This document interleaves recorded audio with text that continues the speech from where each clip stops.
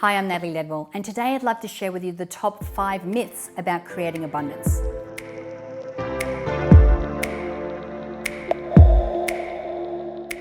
So for many people, our long-term goal is to become financially free and to maintain this freedom. Now, the good news is that there's a lot of different paths out there to get there and a lot of different actions that you can take to reach your financial aspirations.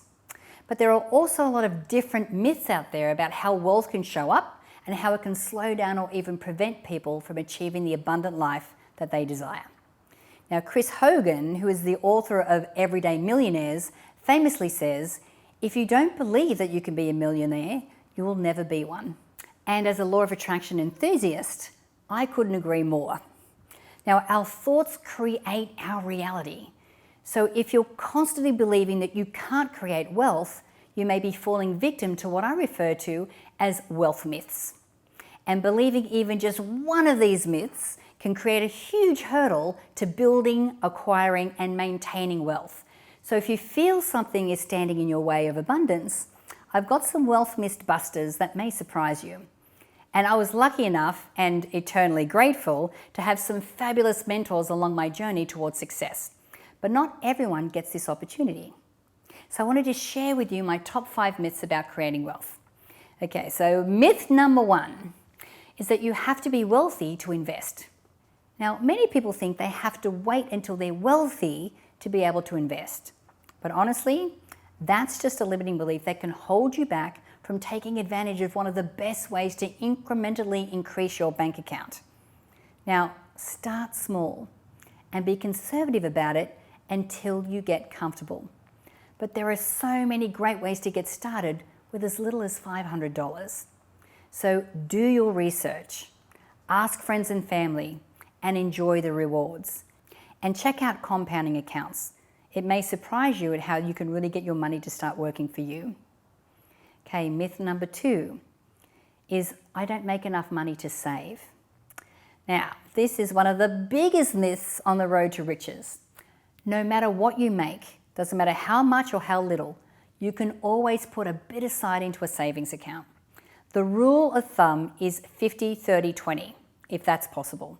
This means that 50% of your income is for essentials, things like rent and food and electricity and so forth. 30% is for discretionary spending, and 20% is for savings. Of course, this doesn't work for everyone, so find your fit, even if it's just 10% of savings. And if you make more, then you can always save more and spend less. Now, there are great workarounds, but this is a great general rule taught by some of the smartest financial people, and I like to follow it as much as I can. Okay, myth number 3 is that buying a house is better than renting. So this has long been a part of the American dream to own a home. And actually, it's part of the Australian dream as well. Now, there was a time when that made the most sense, but that's not necessarily the case for everyone now. So if you're young and you're just starting out, and perhaps you have a fluid career that might take you to different areas, then renting could be your best option because of the flexibility. Of course, if you're interested in simply investing in a property without living there, it could make great financial sense to do that as well. But the point is, the rules have changed, and so it's no longer set in stone. So really think about what's applicable to you and the lifestyle that you have, and then take that road, okay? Okay, so myth number 4 is that you should always have a balance on your credit card. Now, this is one of those myths that can get people into a lot of financial trouble and a lot of justifying of spending on credit cards. Now, I don't know how or when this started, but having a balance does not improve your credit score. Okay, did we hear that? Having a balance does not improve your credit score. So do you know what improves your credit score? Paying your balance off your credit cards. So make sure that you do that as much as you can.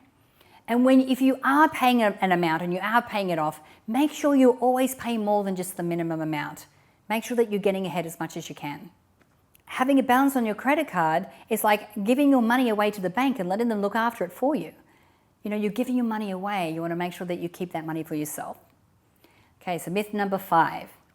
is that wealthy people are just lucky. Well, that is definitely a myth and a common refrain among people who haven't gotten to where they want to be in life. Now, it's an easy way out, and it's an excuse, and it's a crutch, and it's a way to put the focus outside of yourself. But you know what? Only a small percentage of people got lucky. Most wealthy people share certain traits. They're focused, they're dedicated, they work hard, and they always have their eye on the ball, and they never, ever, ever give up. You know, they have a mindset of abundance and practice gratitude and self-discipline. Now, the wealth is out there to get. It's not luck, and there's enough wealth for everyone to go around. So, do you have any myths about wealth and abundance that you'd like to share? Would you like to share them here in the comment box? We'd love to hear from you. Now, before I go, don't forget to subscribe to the Mind Movies YouTube channel for more videos on personal growth and the law of attraction. Again, my name is Natalie Ledwell. Thank you for watching, and bye for now.